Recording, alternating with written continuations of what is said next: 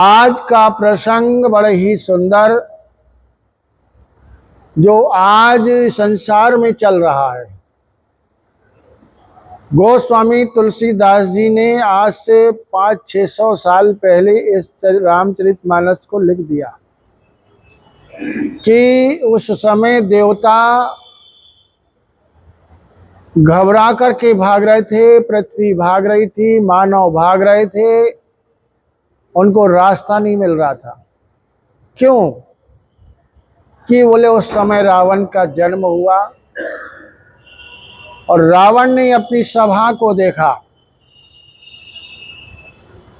सबको एक बार सबको बुला करके अपनी सेना, कुटुंबी, नाती, बेटा सबको बुला करके सामने जब बैठ देखा तो गोस्वामी तुलसीदास जी कह रहे हैं कि इनकी सेना का कोई वर्णन नहीं कर सकता महाराज। इतनी जनसंख्या थी और वे ऐसे राक्षस नहीं थी, सब माया भी जानते थे। ऐसे राक्षस को देख के रावण को बड़ी प्रसन्नता हुई और अहंकार से भर गया। जैसे ही आज ये कलयुग में समय को देखते हुए आप देख रहे होंगे कि वीडियो आ रहा है कि तुम संभल जाओ, हम 57 देश हमारा है, तुम्हारी बोटी बोटी काट करके रख देंगे, तुम कहाँ भागेंगे रे हिंदू हो। तो ये आज की घटना नहीं, ये पहले से घटना है।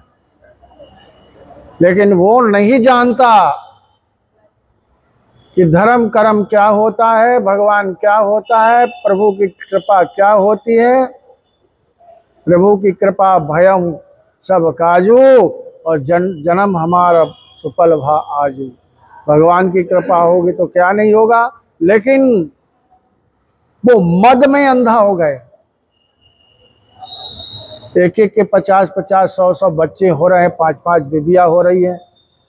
तो ये वो सामने देख रहे हैं और सामने देखते हुए उनको लग रहा है कि अब हिंदू के पास में तो संतान है ही नहीं, एक एक ठोल बेटा है, उनको नौकरी चाहिए, चाकरी चाहिए, कोई काम करना नहीं चाहता, कोई बिजनेस करना नहीं चाहते, नौकरी चाहता है।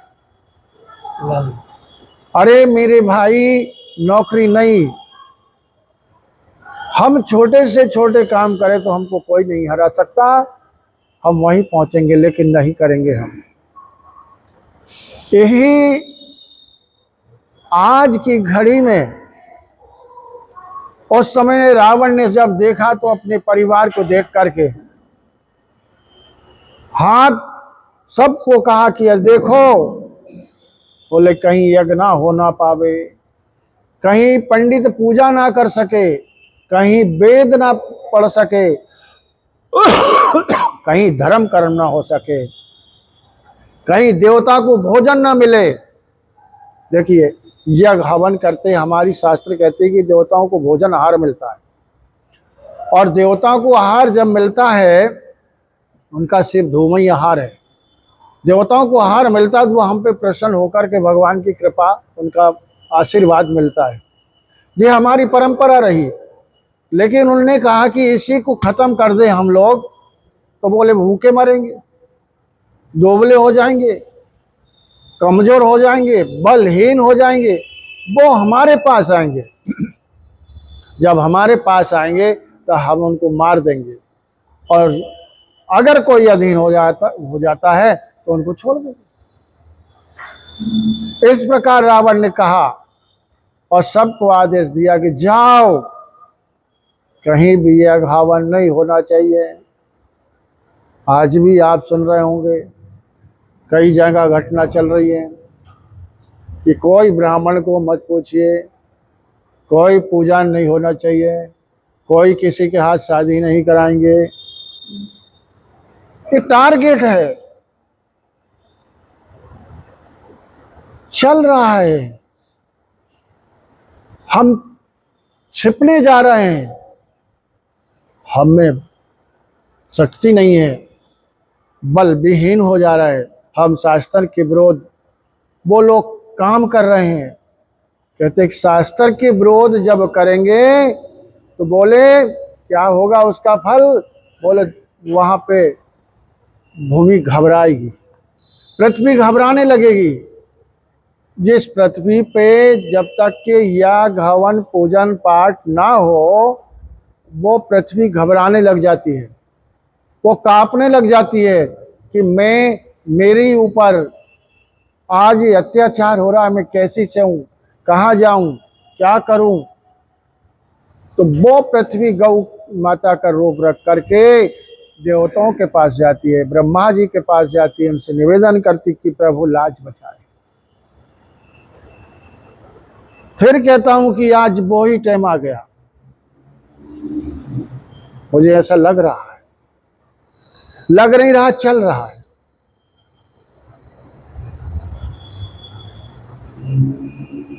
महापुरुष है हमारे, बहुत ताकत लगा रहा है, लेकिन जन समूह उनका ज्यादा होते चला जा रहा है। जिसका जल समूह होगा, जो ज्यादा होंगे, तो ताकत तो उनकी बढ़ेगी ना, हमारी ताकत तो कमजोर होगी। हमारी तो सिर्फ रक्षा भगवान ही करेंगे। अब उनके रूप में भगवान किसी रूप में, किसी भेष में भी आ जाते हैं संभालने के लिए। तो ऐसे ठाकुर जी इस पृथ्वी में भेजे हैं कुछ महापुरुष है। माननीय श्री नरेंद्र मोदी जी प्रधानमंत्री हैं, हमारे माननीय मुख्यमंत्री योगी जी महाराज हैं। तो ऐसे महापुरुष हैं जो संभाल रहे, लेकिन हम लोग नहीं संभाल रहे। हम लोग उनकी टांग पकड़ के खींच रहे, तो कैसे होगा। अब जब धर्म कर्म कुछ नहीं होगा, हमारी बहन बेटियां बाहर जाएगी, हमारी बहन बेटियां नहीं सुरक्षित रहेगी। जहां महापुरुष होना चाहिए तो वहां दुराचारी होगा। महापुरुष कहां पैदा होते हैं आपको पता है? मनु शत्रुपा में इतना तप किया, इतना तप किया कि भगवान ये पृथ्वी को भी कपा दिया। तब भगवान आए, भगवान ने कहा कि अब तुम लोग जाओ, हम आपके यहाँ पे अवतार लेंगे। कहाँ आए? जहाँ शुद्धता है, जहाँ भक्ति है, जहाँ वो भजन करती है, जहाँ वो मेरी माता शुद्ध है, वहाँ महापुरुष अवतार लेते हैं, जन्म लेते हैं। आज की घड़ी में महापुरुष आना भी चाहे तो बोलते किसके कोख में आए हैं। हमने अपना नियम बिगाड़ लिया। आज हमारी बातें हम कहेंगे तो संसार को बुरा लगेगा, और संसार को बुरा लगे, कल ही खड़े हो जाएंगे मीडिया वाले कि अरे ये महाराज जी तो ऐसे बोल रहे हैं, बच्चियों का विरोध कर रहे हैं, हमारी बहन बेटियों का विरोध कर रहे हैं। नर्वस होकर के मोदी जी ने उनके लिए आरक्षण दिया। नर्वस है ये, मैं सही कह रहा हूं, गलत नहीं है। मांग करेगी, भले ही कट जाए, भले ही मर जाए, 35-35 साल शादी ना हो चलेगा, लेकिन उनको ये पता नहीं कि आने वाला क्या आएगा, कौन आएगा। चलो, तो भगवान की लीला बड़ी विचित्र है। आज वही हो रहा है कि जो सुंदर सुंदर नारी है, रावण ने सबको अपहरण करके लाता है। यही मिला दीजिए, जो हमारी बेटी बहन सुंदर सुंदर है, उनको धागा बांध करके, तिलक लगा करके, नाम बदल करके वो अपने घर ले जा रहा है। चल रहा है कि नहीं चल रहा है ऐसा? वही टारगेट रावण जैसा है, वो समझ नहीं पा रहे हैं कि उनका टारगेट क्या है, और टारगेट को नहीं समझ रहे। और जा रही है, खुशी से जा रही है। मैंने तो यहाँ तक सुनी, एक बेटी कहा कि मैंने तो उससे प्यार किया हूँ, मैं तो उसी के साथ रहूँगा। एक घटना ऐसी घटी, वो उसे पकड़ के लाए दोनों को। पुलिस वाला एक बड़ा चतुर था, और उसने ला कि बेटी तो हिंदू है, मुसलमान है, मत जा। और नहीं कि ना, मैंने तो प्यार किया हूँ उससे, उसको नहीं छोड़ सकती, सब छूट जाए। माँ बाप छूट जाए, 9 महीना माँ बाप ने उसको अपने उदर में रखा होगा, उसको जन्म दिया होगा, तकलीफ हुई होगी, उसको गीले में सूखे में सुलाई होगी, अपनी गीले में सुई होगी, इतना कष्ट हुआ होगा, उंगली पकड़ के चलाई होगी, माँ की लाज को नहीं जानी है उसने, और कह दिया कि 4 दिन के 2 दिन का उसका प्रेम, कहता कि मैं तो उससे प्रेम करती हूँ।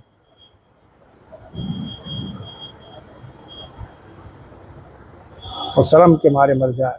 तो पुलिस वाले ने कहा कि बाप माँ ने समझाए, नहीं मानी, तो पुलिस वाले ने कहा तुम जाओ, मैं देखता हूँ। उनको बंद कर दिया। उस बेटी से पूछा कि बेटी तू उसको रोटी बना के तब देगी ना?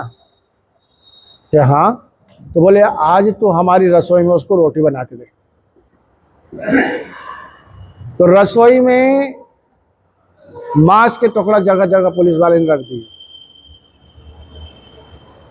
जब उसको भेजी तो वहां सब मांस के टुकड़ा पड़े हुए थे। वो भागी वहां से, बोले उसमें तो सब मांस पड़े। बेटी बोले यही तो तुझे काटना पड़ेगा और यही उसको खिलाने पड़ेगा।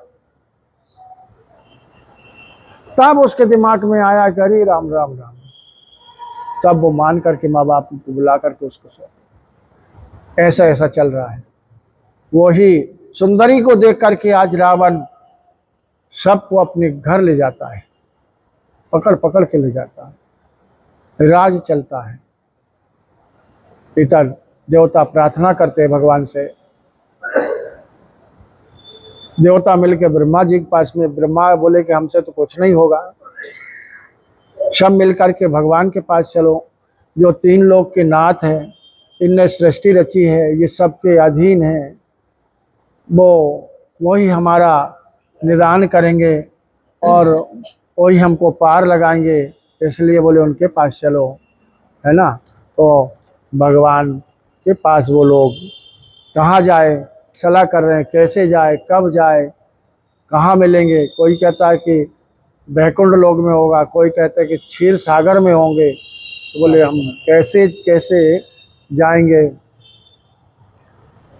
उसी समय भगवान शंकर ने बोला कि बोले देखो, वो पार्वती को कहते हैं, कथा पार्वती को सुना रहे हैं कि पार्वती मैं भी उसी बैठक में था, उस मीटिंग में था देवताओं की। हमने कहा कहाँ जाएंगे, कहाँ मिलेंगे, और वो कहाँ नहीं है, कब नहीं मिलेंगे, क्यों नहीं मिलेंगे। वो तो हरि व्यापक सर्वत समाना। भैया बोले प्रेम से प्रकट होए, मैं जाना, कोई नहीं जाना। तो बोले मैं तो जाना हूं। भगवान शंकर ही जानते थे इस चीज को, तो और कोई नहीं जानता। उन्हीं की सबके मन में भाई, और सब देवता मिलकर के वहां जय जय सुरनायक करके सबने विनती की, भगवान को पुकारे, सब हाथ जोड़ करके।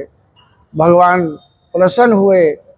हरि अति कोमल जैसा कोई नहीं है। हरि भगवान कृपालु है, दयालु है, और इतनी कृपालु तो संसार में कोई है ही नहीं। उनको प्रेम से जो पुकारता है, हमारे साधु संत पुकारते हैं, साधु संत उन्हीं के भरोसा भगवान के चरणों में पड़े हैं, उनको भगवान खिला रहे हैं, पिला रहे हैं, सब कुछ उन्हीं के आधार से हैं। कि हम कभी ठाकुर जी की छोड़ करके कहीं नहीं, हमें कोई आस्था ही नहीं है, तो भी भगवान सबका पूरा करते हैं और आते हैं। भगवान कितना भरोसा हम लोगों का है। वैसे ही देवताओं ने इसी शास्त्र को देखते हुए हम भी भगवान से प्रार्थना करते हैं और सब पूरा होता है। आकाशवाणी हुई, आकाशवाणी में कहा कि अरे देवी देवता हो, तुम जाओ, तुम जाकर के भजन करो, तपस्या करो और सुखी हो जाओ। मैं आऊँगा, मैं अंश सहित आऊँगा, पृथ्वी का भार उतारूँगा, तो मत डरो। तो सब प्रकार से सबने, ब्रह्मा जी ने पृथ्वी को समझाई है कि अब आप जाओ, कुछ दिन आप भगवान का भजन करो, भगवान आएंगे और पृथ्वी का भार उतारेंगे। हम भी ऐसे इंतज़ार कर रहे हैं कि हमारे ठाकुर जी आज जो हमारा कष्ट में जीवन, साधु संत घबरा रहे हैं, प्रार्थना कर रहे हैं, विनती कर रहे हैं कि कैसे आगे चलेगा, कैसे होगा। तो ये हमारे परमात्मा ही आएंगे और इस पृथ्वी को, क्योंकि एक ही देश हिंदू का बचा है, एक ही देश धर्म का बचा है, एक ही कर्म धर्म में है, एक ही में साधु संत की पूजा होती है, एक ही देश में ब्राह्मणों की पूजा होती है, वेद की पूजा होती है, वेद पाठ होता है, यज्ञ होता है, अभी हो रहा है। लेकिन कुछ दिन में ये भी बंद हो जाएगा। श्रद्धाएँ छूटती जा रही है, भागती जा रही है। आज की कथा वार्ता आप जानते ही, कथा नहीं कर रहे हैं, वो कथा को छोड़ दिया जाता है। वो अनर्गल बातें जो सब व्यास बन बन करके वो कह रहे हैं, मैं उनका विरोध तो नहीं कहूँगा, लेकिन आज की जो सच्चाई है, जो कथा में होना चाहिए, श्रीमद् भागवत में वो ताकत है कि जो मरे मराए प्रेत बन गए उनको स्वर्ग पहुंचाने की ताकत है। लेकिन कैसे पहुंचे, कैसे जाएगा? हम लोग ऐसी कथा कर रहे हैं कि वहाँ कथा ही पूरी नहीं होती, तो ये संगीत कहाँ से चल जाएगी? और आज के इसमें युग में जब तक वो नाचेगा नहीं तब तक कथा नहीं कोई सुनेगा, संगीत नहीं। कहाँ संगीत थी? नैमी सारण में 88,000 ऋषि मुनि, सोच जी महाराज आए, कहाँ वहाँ संगीत थी? आकर बैठ गए और कथा निरंतर चलते रही, उनका उद्धार हो गया। परीक्षित महाराज जी को श्राप लगा, गंगा जी किनारे पहुंच गए, और कैसे होगा उद्धार? सब ऋषि मुनियों ने प्रार्थना की। सुखदेव महाराज जी लंगोटी पहन करके आकर के पूछ लिए, बैठ गए, बोले इनसे कुछ मत पूछो, जल्दी पूछ लो कि जल्दी मरने वाले को क्या करना चाहिए। शुरू हो गए सुखदेव जी महाराज, 7 दिन कथा पूरी हुई। राजा परीक्षित से पूछा, क्या तू मरेगा? क्या नहीं? बोले प्रभु प्रगट ही नहीं हुआ तो मैं मरूंगा कहाँ। सुखदेव जी चल दी उठकर, ना दक्षिणा ना कुछ। यहाँ तो 1-1 करोड़ दक्षिणा लेंगे, 1 करोड़। टीप टाल इतना होगा कि 50 लाख तो उसके वो संहार में लग जाएगा। जब संहार करके बैठेंगे तब वो लोग कथा सुनेंगे। ऐसी कथा से कहीं उद्धार होगा? संसार भगवान ही मालिक है, हम क्या करें, हम किसी के कुछ ना कहे। और कल फिर हम लोग हाजिर होंगे और भगवान की कथा फिर सुनाएंगे।